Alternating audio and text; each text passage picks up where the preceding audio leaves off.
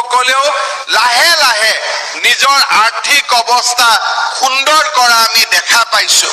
আপোনালোকে দেখা পাইছে যোৱা কিছুদিন আগতে আমাৰ প্ৰায় 26,000 ল'ৰা ছোৱালী আমি চৰকাৰী চাকৰি দিছিলো।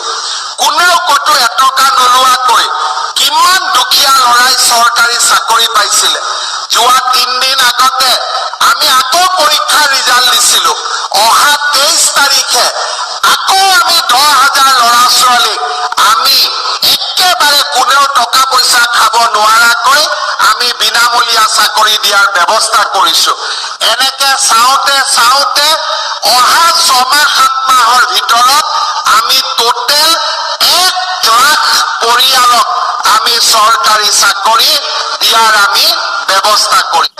অহা 6-7 মাহৰ ভিতৰত আমি টোটেল 1 লাখ পৰিয়ালক আমি চৰকাৰী চাকৰি দিয়াৰ আমি ব্যৱস্থা কৰিম।